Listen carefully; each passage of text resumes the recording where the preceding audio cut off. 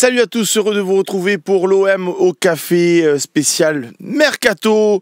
Vous êtes déjà nombreux avec Polichette, Alicator, l'Aveyronais OM, Jules Magnifique, Pierrot 007 et évidemment Wizbot. C'est ma petite blague à chaque fois. Ça me fait toujours rigoler. Allez, vous savez le principe de l'émission. Pendant un quart d'heure, je réponds à vos questions. Pendant un autre quart d'heure, on se fera un petit décryptage. Et enfin, on va passer à la partie peut-être la plus importante de cette émission. À vous la parole, c'est vous qui appelez les amis, c'est vous qui faites l'émission, c'est vous qui participez. Vous êtes sur Twitch, mais vous êtes aussi sur YouTube comme l'enfant du mal, KF1, Jules Caillol, Freezer. Et comme le dit Thibaut Canto, salut à tous sur YouTube. N'oubliez pas les pouces sur YouTube, c'est gratuit, ça fait plaisir.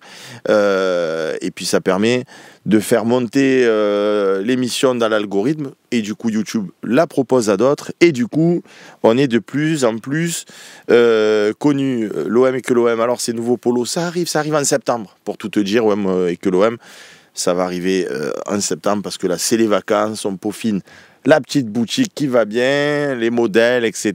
Et puis en septembre, quand tout le monde sera sur le pont, on sera là. Dylan Tremblay sur Twitch qui nous dit est-ce que c'est l'excellent Loïc Lachaud à la réalisation? C'est l'excellent Loïc Lachaud. Comme je n'ai pas la langue dans ma poche, je préfère vous dire que sur MyFossin, il y a un petit souci technique. Donc les amis, vous vous rabattez exceptionnellement sur Twitch ou sur YouTube.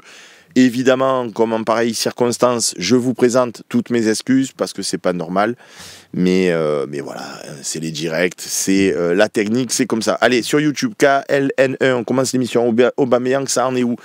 Les amis, ça me fait sourire, je suis content de vous rappeler que dans le Mercato, tant que c'est pas officiel et depuis plus de 15 ans, parce que c'est pas depuis l'origine de la création du Fossin, comme je vous l'ai déjà expliqué, on l'a mis en place après le couac avec Djibril Cissé et Zeman qui avaient été annoncés sur le Fossin comme étant là, et en fait ça s'est jamais fait parce qu'il y a eu un couac de dernière minute. Donc du coup il y a un système de feu sur le Fossin. Pourquoi un système de feu? Parce qu'un feu vert, c'est les rumeurs. 2 feux verts, il y a une approche, ça commence à discuter. 3 feux verts, c'est la phase des négociations. 4 feux verts, tout le monde est d'accord, mais ce n'est toujours pas officiel, ça veut dire que ça peut toujours changer. Et 4 feux verts officiels, c'est l'OM qui l'a annoncé, c'est l'OM qui l'a officialisé. Cette fois, le joueur, il est à l'OM. Donc, qu'est-ce qu'il en est d'Aubameyang? Aubameyang, d'après les informations qu'on peut en avoir avec les copains journalistes, quand on passe des coups de téléphone, le joueur est intéressé pour revenir à l'Olympique de Marseille, mais c'est pas parce qu'il est intéressé pour revenir à l'Olympique de Marseille qu'il va nécessairement signer à l'Olympique de Marseille. La vie, elle est faite de négo, la vie, elle est faite de réflexion. Donc Aubameyang, il se dit, ouais, franchement, revenir à l'OM, ça va me faire kiffer. Mais d'un autre côté, s'il y a un autre club saoudien qui lui dit tu avais 20 millions, on te les repropose nous aussi, et sur 2 ans, ça lui fait 40 millions. Dans le même laps de temps, ça c'est pas une info, c'est une supposition. On te fait un contrat sur 2 ans, on veut que tu viennes renforcer notre club en Arabie Saoudite, peu importe le club de l'Arabie Saoudite, on te file 20 millions comme tu avais jusqu'à présent sur 2 saisons, ça lui fait 40 millions d'euros pour lui dans sa poche. Il revient à l'OM, on lui dit voilà, tu vas jouer la Champions, tu vas encadrer l'effectif et on va être capable de te filer 500, 400, 500 000 euros par mois. Ben, vous faites le compte, ça fait 5 millions vs 20 millions. Et encore que c'est pas, en plus, c'est pas net dans sa poche, c'est chargé. Donc le type, il se retrouve avec dans sa poche, il lui reste dans un cas, allez, disons au mieux 400 000 euros, 300 000 euros, allez, disons 400 000 pour faire au mieux. 400 000 fois 10 mois, ça fait 4 millions. Plus 2 mois, on va arrondir à 5 millions. De l'autre côté, il a 20 millions. Il gagne 4 fois moins, sans être certain d'être titulaire. Voilà. Donc, est-ce qu'il a nécessairement envie de faire la Champions? Est-ce qu'il a nécessairement envie de revenir du côté de Marseille? Ça, les copains, il n'y a que lui qui le sait. Voilà. Vous le savez pas, moi je le sais pas, mais De Erbil le sait pas, Longoria il le sait pas, Benatia il le sait pas, et je pense même ne pas vous mentir en vous disant qu'aujourd'hui, peut-être que même Aubameyang lui-même, il le sait pas. C'est-à-dire, si c'était mon pote que je l'appelle, je disais, oh, au bas, qu'est-ce que tu fais? Tu viens ou pas? Vas-y, fais plaisir, reviens et tout. Il te dirait peut-être, certainement même, franchement, Seb, à l'instant T où je te parle, je sais pas ce que je vais faire. Lui-même, il sait peut-être pas. Parce qu'il va voir avec sa femme, il va voir avec sa famille. Est-ce qu'ils estiment qu'ils ont assez d'argent et que donc ils préfèrent revenir du côté de Marseille? Parce que souvent, j'entends et je lis sur les commentaires, ouais, mais avec tout ce qu'ils gagnent les joueurs, à un moment donné, ça va. C'est vrai, les copains, vous avez raison. Par rapport au commun des mortels dont je fais partie, nous, tous ensemble, là, on se mettrait tous les salaires cumulés de tout le monde sur le chat, sur YouTube, etc. On n'arrive peut-être pas au salaire d'Aubameyang façon de parler, et encore que façon de parler, et peut-être pas, bref. C'est une vérité. Mais ce qu'il faut vous dire, c'est que quand ces joueurs, ils ont eu un niveau de vie, tu prends des jets privés, tu vas à Miami, tu fais ceci, tu vas cela, tu t'offres des voitures, n'en parlons pas, etc. Tu as des villas somptueuses, etc. Quand tu es à la retraite, c'est pas pour redevenir monsieur tout le monde. Donc les gens, les joueurs, ils veulent autant que faire se peut, et je peux les comprendre, garder un certain niveau de vie, pouvoir continuer de s'acheter des belles voitures, s'ils veulent déménager une belle maison, etc. Donc plus ils vont mettre de l'argent de côté et dans leur poche, plus ils savent que jusqu'à la fin de leur jour, sans compter leur progéniture, ils vont pouvoir garder ce niveau de vie. Voilà. Donc vous vous mettez à la place d'Aubameyang, tu peux gagner 5 millions d'un côté ou 20 millions de l'autre. Et ouais, ça fait plaisir de rejouer à l'OM, de faire la Champions, mais bon, et si en plus l'Arabie Saoudite tu proposes un club, un contrat de 2 ans, ça te fait 40 millions d'euros. À réfléchir. Là, vous avez vu, on l'a sorti l'info sur le fossé, on a relayé. Vinicius, il y a un club qui propose 350 millions d'euros de transfert. 350 millions d'euros, ça va s'arrêter où? Là, c'est les mecs, après, c'est même plus que c'est déraisonnable. Moi, je comprends toujours pas pourquoi, que ce soit la FIFA ou que ce soit l'UEFA, il n'y ait pas, à un moment donné, un système de régulation où on se dit, voilà, le mercato, on ne peut pas arriver à des transferts de plus de... J'ai pas d'idée plus précise que ça. Là, je vous livre ma réflexion en temps réel. 50 millions, 100 millions, 60 millions. Mais à un moment donné, il faudrait caper tout ça. Il faudrait dire, on ne peut pas, voilà, c'est pas autorisé à faire des transferts de plus de 100 millions d'euros. Voilà, vous arrivez à 100 millions, c'est fini. On ne peut pas dire, moi, je propose 120, 200, 500. On ne peut pas. Parce que sinon, ça n'a plus de... Il n'y a plus de raison, quoi. Ça devient une folie complète. Voilà. Voilà, comme le dit le duc de Mars, il devrait y avoir des salary cap, mais pas faits par les clubs. Il devrait y avoir des salary cap faits par l'UEFA. Les amis, c'est réparé sur MyPhocéen. Donc voilà, vous avez l'information. Anti-LFP sur YouTube qui nous dit Koné, Mumbagna, Blanco, Maïté, Unai ne sont pas dans le groupe. On l'avait déjà relayé sur le Phocéen. Mais oui, Nonofing, tu dis assez d'argent, mort de rire. Mais encore une fois, je te dis, entre toi, le niveau de vie que tu peux avoir, qui est certainement le même que le mien, et c'est-à-dire que quand je dis ça de monsieur et madame tout le monde, et ce qu'ils peuvent faire des joueurs de foot, c'est pas pareil. Les mecs qui se font des fêtes, c'est oubli. C'est pas le même niveau de vie. Donc il lui faut assez d'argent pour maintenir le niveau de vie qu'il a aujourd'hui sans se retrouver sur la paille. Moi, je connais des tas et des tas de professionnels qui ont tout claqué en fête, en voiture, en sortie, en ce que tu veux, et qui, quand ils sont à la retraite, ils sont comme ça, là, parce qu'ils n'ont pas géré leur argent, ils ont pas... Donc, ils ont besoin aussi de mettre Encore une fois, si c'était nous qui avons leur salaire, on met à gauche, on fait des placements, et puis toute notre vie, on vit comme on vivait aujourd'hui, sur toute notre vie. Évidemment, je suis d'accord. Mais eux, c'est pas les mêmes niveaux de vie. Ils claquent un pognon fou. Normal, pas normal, ça, c'est d'autres débats. Voilà. Mais c'est pour ça que les mecs réfléchissent souvent à gagner le plus possible pour maintenir ce niveau de vie. Ce qui est déraisonnable par rapport, encore une fois, au commun des mortels, j'en suis bien d'accord. Tom du 13, Hola Seb, un bonjour du Groenland. Non, je rigole. Que penses-tu du capitanat de Balerdi? Le trouves-tu à la hauteur? Moi, je pense que Léo Balerdi, c'est vraiment un bon mec. Moi, j'adore sa grinta, j'adore sa mentalité. Ce que j'adore surtout, les copains, c'est que quand il était en difficulté au départ de sa carrière avec l'Olympique de Marseille, on lui est tous tombé dessus, moi compris, quand il faisait ses boulettes, à un moment donné, il a su relever la tête, il a su s'imposer, jusqu'à arriver à être le capitaine de l'Olympique de Marseille. Donc oui, moi j'adore sa mentalité, j'adore ce qu'il insuffle dans l'équipe, et oui, je suis content que ce soit le capitaine. Est-ce que moi, à titre personnel, je le laisserai capitaine? Je préfère, j'ai une préférence pour Olbiard, qui je trouve a une aura incroyable. Pour aller négocier, discuter avec les arbitres, je pense qu'il est plus capable de faire de la politique. Monsieur l'arbitre, s'il vous plaît, nanani, nanana, voilà, il est trop intelligent, ce type, à l'instar et à l'image d'un Valentin Rongier. Mais Balerdi, voilà, ça me choque pas, je l'aime beaucoup. Voilà. Jacques Sand qui dit quel cap, pour quelle raison? Je parlais de salary cap, ou je parlais de plafonner pour pas qu'on tombe dans un marché des transferts où, comme c'est en train d'arriver pour Vinicius, c'est la porte ouverte à tout. Voilà, c'est la porte ouverte à tout. Ça en devient déraisonnable. Voilà, ça en devient déraisonnable. C'est lié à rien.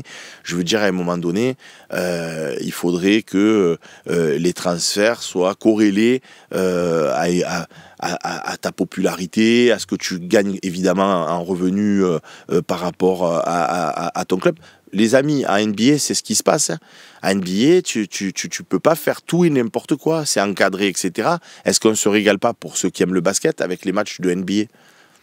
Ben oui, ben les clubs, ils sont à peu près tous puissants, guillemets, pareil, parce que, ben voilà, à un moment donné, quand tu as, je vous dis n'importe quoi, quand tu as atteint 1 milliard de fonctionnement ou 800 000 millions d'euros de frais de fonctionnement, tu peux pas aller à 2 milliards, à 3 milliards, à 18 milliards, à 50 milliards. À un moment donné, tu as le même budget de fonctionnement pour tout le monde. Et je serais tenté de dire que, quelque part, si vous prenez tous les sports, c'est un peu pareil. Moi, à une époque, je m'éclatais quand je voyais la F1, parce que les voitures, il y avait plusieurs constructeurs qui étaient à peu près de même niveau, et du coup, c'était le talent de pilotage qui faisait que tu gagnes ou que tu gagnes pas. Aujourd'hui, chaque année, tu as un constructeur qui est tellement plus fort que les autres, que ce soit Hamilton avec, je crois que c'était Mercedes, parce que ça fait un moment que j'ai lâché, mais comme ça, de mémoire et de culture générale, mais je peux dire une ineptie, je crois que quand Hamilton était avec Mercedes, les mecs, il appuyait sur l'accélérateur. J'enlève à rien son talent, Hamilton, c'est un très bon pilote. Mais il gagnait toutes les courses. Donc Verstappen avec Red Bull pendant un moment, et il appuyait sur l'accélérateur, il doublait tout le monde. Et là maintenant, Red Bull, ils sont plus en difficulté. Comme par hasard, Verstappen, il gagne plus. Pour autant, est-ce que c'est pas le meilleur pilote? Eh bien, en fait, on ne sait pas qui c'est le meilleur pilote. Tu es tellement dépendant des machines. Donc moi, j'aime bien quand on part tous au même niveau, avec le même matos, avec les mêmes plus ou moins moyens. Alors souvent, les copains me disent « Ouais, tu dis ça, mais regarde Toulouse, regarde Auxerre, regarde Montpellier, ils n'ont pas non plus les mêmes moyens que l'OM. » J'en conviens, c'est pour ça que je dis, je trouve que ça serait tellement plus intéressant qu'on arrive à mettre en place des systèmes qui permettent à tout le monde d'exister et avoir un championnat dans tous les championnats européens, que ce soit en Italie, en Espagne, en Angleterre, plus ou moins homogène. Alors, tu as un peu plus de moyens si tu es un peu plus populaire et que tu performes plus en championnat. Mais alors que là, il y a des écarts. Moi, si ça vous amuse à vous que le championnat de France de Ligue 1, il n'a pas encore commencé, qu'on sait déjà qu'à moins catastrophe, Paris va être champion, moi, ça ne m'amuse pas. Et franchement, je vous dis la vérité, je l'ai toujours dit. Je le revendique, je l'assume. Si on était à la place de Paris, c'est-à-dire que le Qatar était venu chez nous et que sur les 10 dernières années, le Paris Saint-Germain, ça soit l'Olympique de Marseille. Évidemment, une partie de moi serait content. Je me dirais, on a une super équipe, on vient de gagner la Champions, on gagne chaque année la Ligue 1, etc. Mais en fait, tu aurais aussi une telle lassitude, notamment dans le championnat de France. Donc, je m'intéresserais à la Champions, mais le championnat de France, je me dirais, ouais, bon, enfin, voilà, quoi, on va faire le championnat de France, quoi. Tu vas jouer contre Brest, il n'y a plus de saveur, il n'y a plus de... Voilà, c'est que tu vois des matchs, mais bon, moi, j'aime bien l'adversité, j'aime bien les confrontations, voilà, mais ça, c'est mon regard à moi. Après, vous pouvez avoir, évidemment... des regards différents, exactement, JP Collin, comme en NBA, c'est ce que je disais, tout à l'heure. Rico P3C qui nous dit pour Paixão, j'ai retenu. l'ami brésilien qui avait téléphoné, qui m'a dit c'est Paixão. Donc Paixão, c'est en brésilien, c'est Feyenoord qui bloque tout. Et oui, mais c'est pareil. Feyenoord, ils ont une pépite, et enfin une pépite dans le sens un joueur avec beaucoup de potentialité. Pourquoi ils le vendraient comme ça en disant allez, tu vas aller à l'OM, vas-y, fais-le, etc. Non, ils vont essayer d'en tirer un maximum d'argent. Et ça, c'est le comment dirais-je, c'est le jeu du mercato. Voilà. Et c'est sûr que, comme le dit Franck Escoli, pour Francescoli, les droits TV, ça change la donne quand même. C'est sûr que quand tu as des droits télé valorisés à 1 milliard et que donc tu peux récupérer en tant qu'Olympique de Marseille une bonne partie du magot, tu peux te renforcer considérablement. Quand tu n'as plus que des clopinettes, eh ben, c'est difficile. Voilà, c'est difficile. Les amis, c'est 11h18, on a dépassé le quart d'heure réglementaire pour les questions-réponses. On va passer à la partie décryptage juste après la petite page de pub. D'ailleurs, Loïc, n'hésite pas à me faire des petits rappels, s'il te plaît, mon ami, sur le timing. Il y avait un message du copain, le Duc de Mars, qui disait... ça, vous n'avez jamais essayé d'avoir votre logo sur les maillots.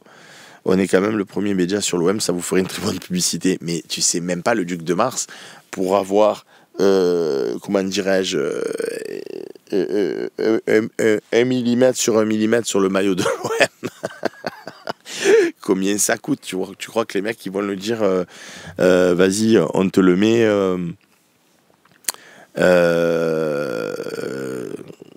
on te le met, il va te dire ça coûte, il va nous dire ça coûte 500 000 euros à l'année pour mettre le petit logo dont tu parles. Et quand je dis 500 000 euros, ou 1 million d'euros, c'est pour un minuscule logo. Donc non, c'est évidemment pas envisageable.